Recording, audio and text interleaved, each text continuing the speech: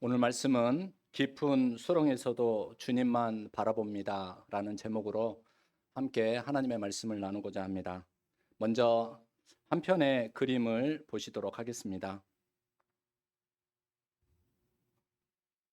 소개하고자 하는 이 그림은 야곱 우물가의 여인이라고 하는 그림입니다. 독일 신부인 지커 쾌더라고 하는 분이 그리신 야곱 우물가의 여인, 요한복음에 나오는 수가성 여인이라고 또 이름을 붙일 수 있겠습니다. 제가 여러분에게 이 그림을 잠깐 설명을 하도록 하겠습니다. 이 그림을 보시면은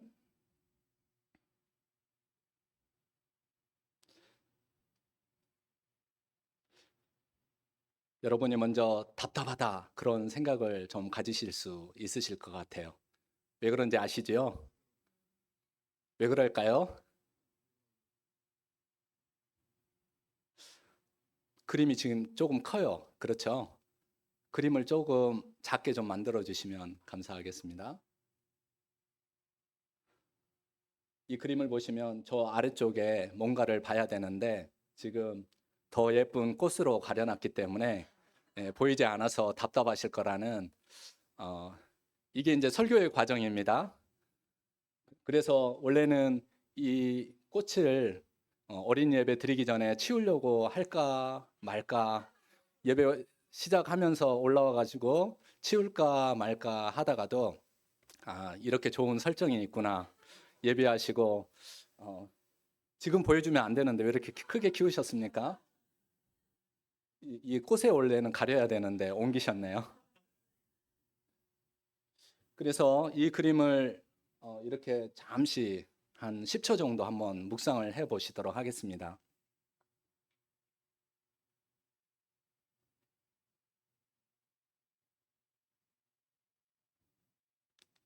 이 그림을 조금 후에 잠시 후에 다시 보도록 하겠습니다. 무명의 어떤 분께서 이 그림을 감상하면서 2004년도 2월에 길잡이라는 월간호에서 이렇게 적어 놓으셨다고 합니다. 제가 한번 읽어 드리도록 하겠습니다. 혹시 화면이 준비되시면은 눈으로 따라 읽으시면 좋으실 것 같습니다. 여느 때와 다름없이 물을 길르러 나갔습니다. 막 두레박질을 하려는데 먼 길에 지쳐 몰골이 말이 아닌 당신이 물을 달라 청했습니다. 전 지친 당신보다 저와 다른 당신이 먼저 눈에 들어왔습니다. 늘 그렇듯 차갑게 제 할 일만 했습니다. 당신은 그런 저를 안타깝게 바라보시며 말을 건네셨습니다. 전 듣고 싶지 않았고 들으려고 애쓰지도 않았습니다. 외면한 채 서 있는데 어느 순간 꽁꽁 묻어두고 싶었던 부끄러운 제 삶을 당신이 펼치고 계셨습니다. 몸둘 바를 몰랐습니다. 그저 우물 속에 빠져 죽어버리고만 싶었습니다. 그러나 그 깊은 우물 속 그저 빠져버리고 싶었던 그 심연 속에 가난하고 죄스런 제 삶 모두를 온전히 끌어안고 보듬어 주시는 당신이 계셨습니다. 당신은 저를 저로서 받아주시는 구세주, 저의 전부이십니다. 다시 그림으로 돌아보겠습니다. 이 그림을 보시면은 어, 여러분 기억하시죠? 요한복음에 소개되고 있는 정오에 사람이 없을 때 이제 수가성에 있는 이 여인이 물을 기르러 나왔던 그 장면을 소개하는 그림인데요.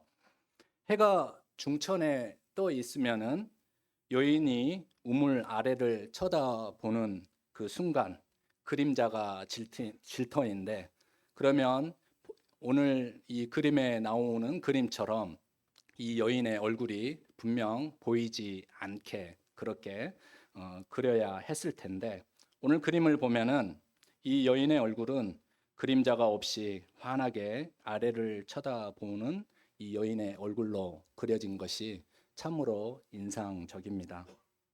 그녀는 지금 아주 깊은 우물 아래를 쳐다봅니다. 그런데 그 아래에 비친 우물 속은 정 가운데로 비친 빛의 경계선이 보입니다. 그리고 우물 아래에는 아래를 쳐다보고 있는 여인의 얼굴만 또렷이 혹은 물결이 출렁이면은 흔들리는 이 여인의 얼굴이 담겨졌을 법한데 이 우물 속에 그려져 있는 이 여인의 모습을 이 우물 속의 그림을 보면은 여인의 얼굴을 확대하고 있고 또 거기에 여인의 얼굴만 비친 것이 아니라 그 우물 속 안에 다른 분이 함께 보여주고 계심을 우리는 알 수가 있습니다. 이 그림을 그린 이 신부님은 여인의 마음속에 들어오신 예수님의 그 얼굴을 우물 속에 비친 바로 여인의 모습 속에 여인의 바로 이 얼굴과 함께 이 우물 안에 담았다는 것을 알 수가 있습니다. 자신의 깊은 내면을 들여다보면 꽁꽁 묻어두고 싶었던 어두움과 죄악의 흔적들이 가득할 줄 알았는데 너무 컴컴한 나머지 그 안에 어떠한 얼굴도 보이지 않았을 것만 같았는데 그 우물 속 안에는 그의 삶을 끌어안아 주시고 보듬어 주시는 주님, 그 주님과 함께 있는 환한 자기 자신의 얼굴을 그리고 볼 수 있다라는 것입니다. 주님이 들어오셨을 때 이 그림에서 표현하고 싶은 것은 바로 주님이 들어오시자 이 여인의 바로 마음속에 주님이 들어오시자 충만한 사랑과 구원의 은혜로 변화된 새로운 생명을 경험한 그래서 새로운 역사를 일으킨 그래서 새 노래를 부르게끔 만드시는 그 주님을 발견한 그 자아를 새로운 자아를 발견한 여인의 모습을 이 그림은 담고 있다 하겠습니다. 여러분 겉으로는 아무 문제가 없고 꽤 괜찮은 인생을 사는 사람들이 참으로 많이 있습니다. 신앙인들도 마찬가지일 것입니다. 열심히 신앙생활하고 또 열심히 주어진 일들을 감당하면서 은혜롭게 하나님의 일들을 하고 또 사회에서의 삶을 영위해 나갑니다. 하지만 그들의 각각의 내면의 삶은 내면의 사정은 내면의 상황은 다릅니다. 여러분들의 지금 오늘 여러분들의 내면의 사정은 어떻습니까? 평안과 기쁨이 없는 것은 아니지만 어떤 불안함과 커다란 두려움으로 인하여 여러분의 마음이 여러분의 내면이 가리워지고 걱정에 이러한 것들에 사로잡힌다면 우리는 우리의 내면의 우물에서 끌어올려야 하는 평안과 기쁨을 조금밖에 두레박에 끌어올리지 못하기 때문에 끌어올릴 수 없기 때문에 지치고 힘든 영적인 존재로 살아갈 수밖에 없습니다. 끌어올려야 하는 이 생명의 물을 생명의 기운을 끌어올리지 못하기 때문입니다.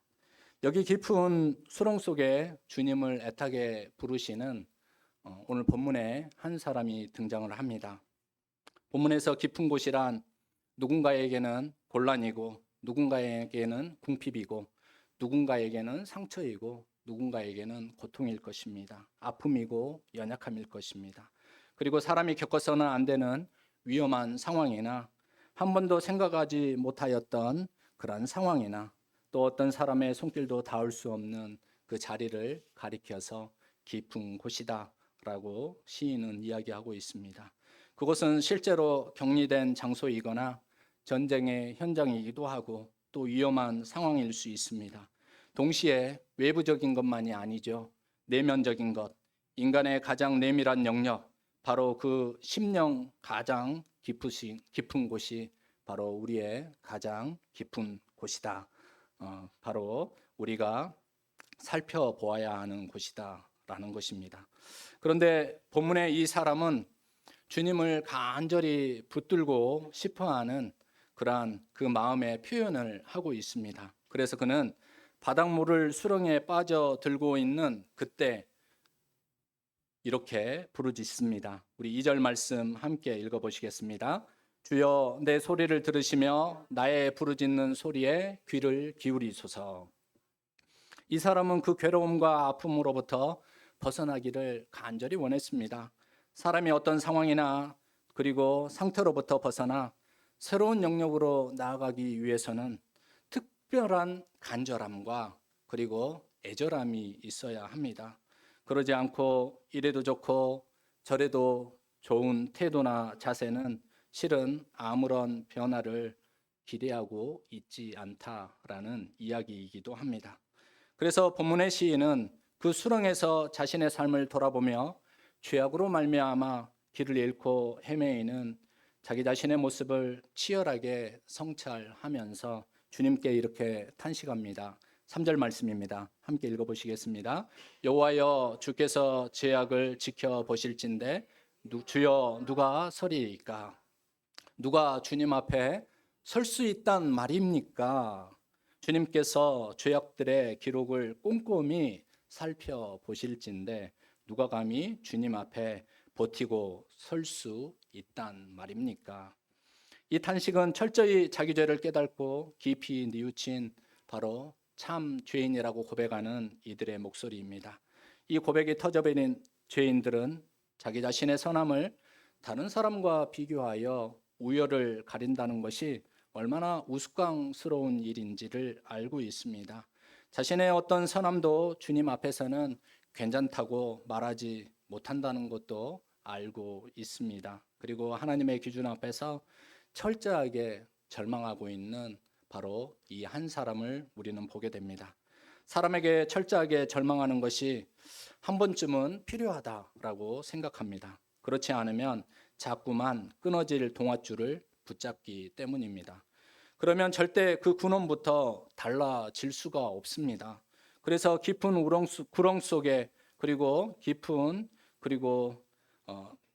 그러한 수렁 속에 빠져 주님을 애타게 부리는 이 시인은 철저하게 절망하며 자기 자신을 자책하고 또 계명의 질책을 받습니다. 그러나 그러한 자책과 질책으로 자기 죄악의 고리를 끊을 수 없다는 것을 마침내 깨달아 압니다. 이것이 우리의 삶을 성찰하는 바로 최종적인 목표라는 것입니다. 그 근원까지 갈아엎어야 제대로 된 땅을 얻을 수 있습니다. 아무리 풀을 깎아도 풀은 나고 또 나는 법입니다. 얼마나 풀들이 여러분 잘 자라는지 아시죠? 하지만 더 이상 풀이 나지 않도록 하려면 뿌리째 뽑아내야 하는 것처럼 더 이상 죄악의 고리에 묶이지 않으려면 철저하게 자신을 들여다보고 철저한 절망을 하나님 앞에 경험해야 합니다. 그런데 이러한 절망은 주님이 없이는 실은 독입니다. 주님이 없이는 사망입니다. 오히려 껍데기를 입고 사는 것이 나을 수도 있습니다. 절망하더라도 철저한 절망 가운데 헤매이더라도 주님 앞에서 해야지만 주님으로부터 희망과 구원을 얻을 수 있고 또 경험할 수 있음을 말씀하고 있습니다. 그렇게 철저히 절망하는 자들에게는 사유하심, 곧 용서하심이 오직 주님께 밖에 없습니다 라고 하는 마침내 최고의 성찰의 그러한 목표에 도달할 수 있습니다. 철저한 자기 절망에 빠진 수가성 우물가의 여인처럼 주님을 만나고 변화되고 새 삶으로 초대받을 수 있게 됩니다. 다 함께 4절의 말씀을 읽으시겠습니다. 그러나 사유하심이 주께 있음은 주를 경외하게 하심이니이다. 본문에서 이 사유하심 뜻이 어렵죠. 그런데 용서를 이야기합니다. 영어 성경 번역에 의하면은 주님과 함께 용서가 있습니다. 주님이 용서하십니다 라는 그런 뜻이죠. 주님과 함께 용서가 있습니다. 그러므로 우리가 주님을 경외할 수밖에 없습니다. 주님과 함께 용서가 있습니다. 그러므로 주님은 경외받으실 대상이 되십니다 라는 그런 의미로도 조금 더 구체적으로 받아들일 수 있겠습니다. 우리 주님이 우리 인생들의 죄를 연약함을 용서하시고 회복하시는 이유는 용서받을 자로 하여금, 절망하는 자로 하여금 하나님을 경외하며 살도록 만드시기 위해서 용서하신다라는 것입니다. 주님은 우리를 용서하시고 주님은 우리를 위로하시고 회복하시는 하나님이십니다. 그렇기 때문에 주님이 아니면 우리는 주님 앞에 설 수 없는 존재들입니다. 그래서 시인은 5절에서 나는 주님의 말씀을 바라봅니다 라고 고백하는데, 이 뜻은 무엇이냐면 저는 저의 희망을 주님의 말씀 가운데에 둡니다 라는 그런 의미입니다. 함께 5절 말씀을 읽어 보시겠습니다. 나 곧 내 영혼은 여호와를 기다리며 나는 주님의 말씀을 바라는도다. 여러분, 예배 가운데 기도로 살아온 인생은 깊은 수렁에서도 주님의 말씀과 주님의 행하실 일을 기다리며 위로를 받고 힘을 얻고 새 노래로 또 하나님께 찬양을 올려드릴 수 있습니다. 그래서 7절에서 말씀하는 바와 같은 실패하지 않는 사랑, 풍요로운 구원의 역사가 오직 주님께만 있음을 고백하고 주님만 바라보고 주님을 의지하는 그러한 삶으로 나아가게 됩니다. 7절 말씀입니다. 이스라엘아 여호와를 바랄지어다. 여호와께서는 인자하심과 풍성한 속량이 있습니다. 여러분, 메시지 성경을 찾아보니까 7절 말씀을 이렇게 번역하고 있습니다. 오 이스라엘아, 하나님을 기다리고 앙망하여라. 하나님이 오시면 사랑이 오고 하나님이 오시면 풍성한 구원이 임한다. 하나님이 오시면 사랑이 오고 하나님이 오시면 풍성한 구원이 임한다. 주님과 함께 사랑이 있고 주님과 함께 풍성한 구원이 속량이 있다. 성도 여러분, 깊은 수렁에서도 하나님을 바라며 오직 하나님께만 희망을 둔 사람은 자신을 받아주시고 끌어안아 주시며 안위하시고 위로해 주시고 또 힘주시는 하나님을 만나가는 그러한 은혜를 얻고 신비를 경험하게 됩니다. 이들만이 오직 하나님을 기쁘시게 할 수 있습니다. 하나님을 통하여 은혜와 구원의 삶을 누릴 수 있습니다. 그래서 히브리서 11장 6절에서 이렇게 고백하고 있습니다. 믿음이 없이는 하나님을 기쁘시게 하지 못하나니 하나님께 나아가는 자는 반드시 그가 계신 것과 또한 그가 자기를 찾는 자들에게 상 주시는 이심을 믿어야 할지니라. 여러분의 고백으로 함께 우리 다 함께 읽어보시도록 하겠습니다. 믿음이 없이는 하나님을 기쁘시게 하지 못하나니 하나님께 나아가는 자는 반드시 그가 계신 곳과 또한 그가 자기를 찾는 자들에게 상 주시는 이심을 믿어야 할지니라. 여러분도 이러한 은혜와 신비를 경험하시기를 바랍니다. 이러한 은혜와 신비를 누리며 살았던 한 사람을 소개하고자 합니다. 바로 여러분 잘 아시는 다윗입니다. 다윗에게 깊은 수렁이란 수많은 그러한 사건들이 전제되어 있습니다. 사울에게서부터 쫓기어서 생명의 위협을 당할 때 블레셋 땅 가드로 들어가서 가드 왕 아기스 앞에서 미친 채를 해야만 했을 때 우리아의 아내 바세바와 간음하여 선지자로부터 책망을 받았을 때 그리고 자신의 아들 압살롬으로부터 내쫓김을 당하여 도망을 쳐야만 했을 때 여러 셀 수 없는 수렁 속에서 다윗은 하나님만 바라보아야만 했습니다. 다 가졌다고 여겨졌을 때에도 다윗은 하나님 앞에서 용서함을 받고 은혜로 살아갈 수밖에 없는 자기 자신을 하나님 앞에서 보았기 때문에 이 다윗은 자기 자신을 불리한 상황 가운데 있으나 그리고 유익이 되는 상황 가운데에서도 하나님을 거슬러 자기 뜻대로 하지 않고 오직 하나님의 뜻 가운데 서기 위하여 자기 자신을 납작 엎드려 오직 자기 자신을 구원해 줄 이 자기 인생을 완성시켜 주실 이 그 한 분 하나님을 기다리며 그 하나님의 말씀에 자기 자신의 희망과 미래를 두었던 것입니다. 여러분, 병행 본문인 바로 사무엘하 말씀을 보면은 이제 사울과 요나단이 죽은 그 사건을 접하고 난 칼의 노래라고 하는 그러한 다윗의 애도의 노래가 등장을 하는 것을 알 수가 있습니다. 여러분, 다윗은 그러한 상황 가운데 자기 입장을 생각해 본다면 자기 자신을 적대시하고 자기를 죽이려고 쫓아다녔던 사울을 어찌 용서할 수 있었겠습니까? 이런 질문을 드리고 싶습니다. 다윗은 사울을 용서를 했을까요? 화해를 했을까요? 성경을 읽고 한번 묵상을 해보시기 바랍니다. 그런데 적어도 화해는 했는지 안 했는지는 알 수 없지만 용서라는 것을 했다라는 것을 바로 사무엘하 1장의 말씀 칼의 노래를 통해서 우리가 들어볼 수가 있습니다.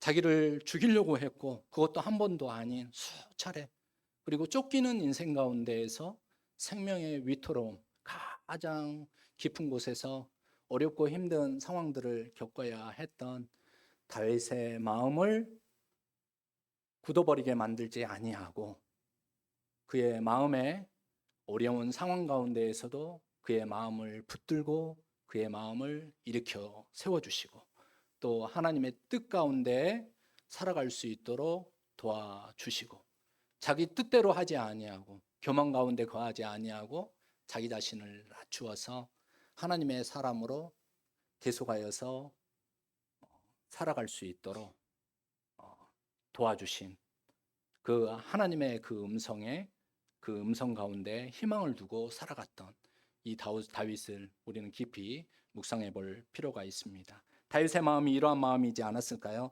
시편 130편 6절 말씀, 파수꾼이 아침을 기다림보다 내 영혼이 주를 더 기다리니 참으로 파수꾼이 아침을 기다림보다 더하도다. 다윗처럼 그리고 오직 주님께 희망을 두는 사람들의 간절함과 기다림의 심정이 느껴지지 않습니까? 그 심정이 오늘 여러분의 마음이 되시기를 바랍니다. 여러분이 지금 어떠한 상황과 자리에 있든지 그것이 깊은 웅덩이이고 수렁일지라도 주님이 여러분에게 오시면 사랑이 오고 마침내 풍성한 구원이 올 줄로 믿습니다. 그 자리에서 구세주 되시는 우리 주님을 발견하시는 은혜, 주님의 눈으로 새롭게 읽혀지는 여러분 자신을 발견하시는 그러한 은혜가 여러분 가운데 충만하시기를 주님의 이름으로 축복합니다. 다 함께 기도하시겠습니다. 하나님, 주님과 함께 용서가 있고 사랑이 오고 구원의 소식이 선포됨을 믿습니다. 스스로 해보려고 하는 의지는 강하였으나 주님을 인정하고 받아들이려고는 하지 않았습니다. 하지만 자신을 정확히 알아차리고 주님을 인정할 때 비로소 희망이 주님께 있음을 알았고 주님의 오심을 기다리는 기쁨을 얻게 되었습니다. 온전히 주님을 받아들이는 저희들이 되게 하여 주옵소서. 예수님의 이름으로 기도합니다. 아멘. 다 함께 찬송가 363장으로 하나님께 찬양 드리겠습니다. 마지막 절에 하나님 앞에 봉헌 예물